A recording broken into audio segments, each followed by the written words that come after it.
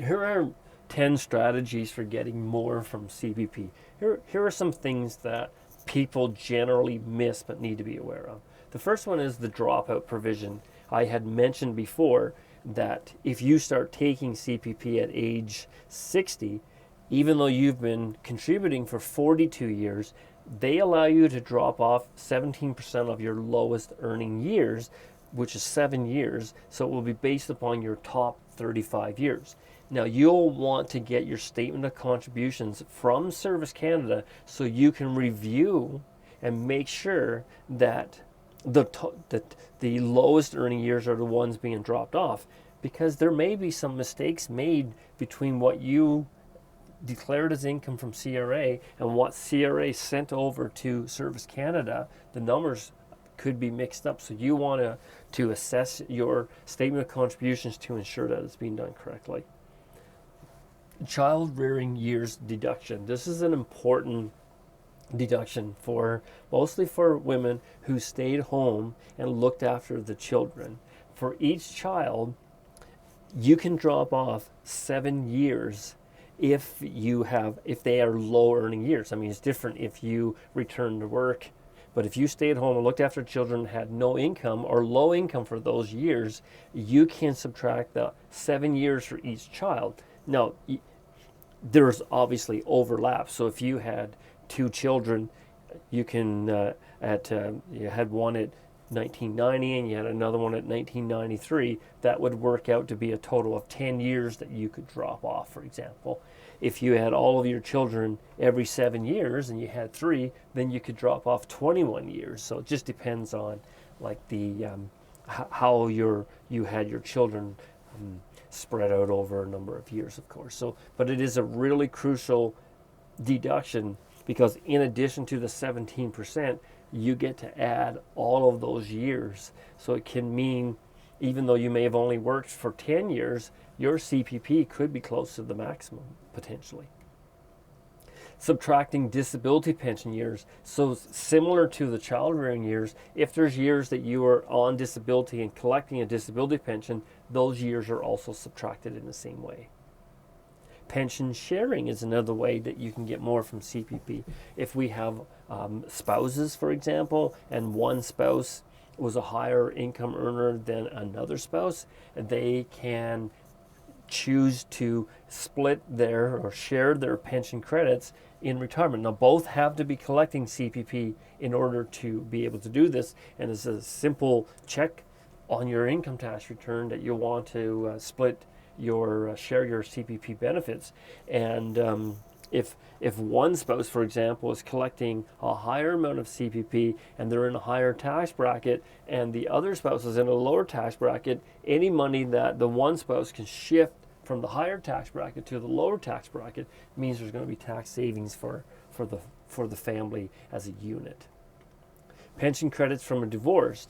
If you've been through a divorce at some point in your life, or even if you lived in a common law relationship for more than 12 months, those credits that were earned during that time, in a sense, are matrimonial property. You are entitled to those credits to be split with you. So if you were married for 10 or 20 years and then you are now divorced, if you didn't deal with this in your divorce settlement, you can go back to CPP right now and say, I want to have those credits split, which could work out to be an increase in your CPP and a reduction in your ex-spouse's CPP.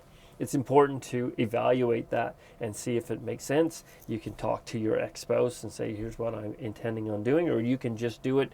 It's within your right to do it, and whether they agree to it or not. Survivor benefits, a lot of people forget that. Even forget to apply for survivor benefits. So one of the lessons will be on survivor benefits, but if you have a spouse who passes away, there's kind of a 12-month window where you can apply for the survivor benefit from CPP.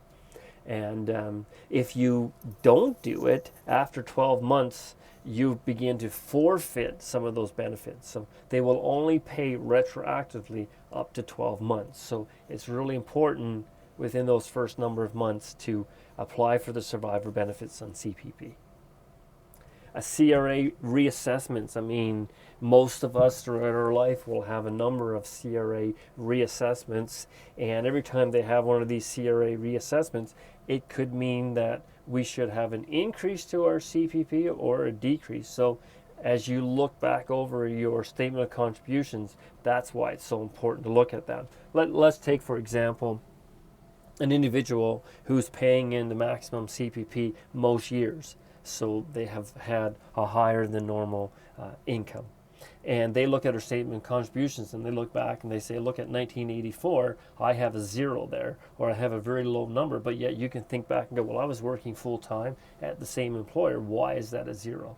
So you can go back and do an investigation and find out why that's happened, and there may be a correction necessary, which could increase your CPP. That's why it's so important to do the CPP audits and evaluations to ensure that all of the information is correct. Even if you were to find a mistake on CPP 10 years down the road, they will go back and fix it and pay you retroactively whatever amount they owe you. Another way to get more from CPP is by taking CPP as early as possible. Obviously, you have no guarantee of the future. You don't know exactly when you're going to die. So I think it's really important to evaluate that, and taking it early can be a way to get more. Equally, I guess on the flip side, delaying it can be a way to get more too. It just depends on your situation. Topping up your contributions on qualified earnings.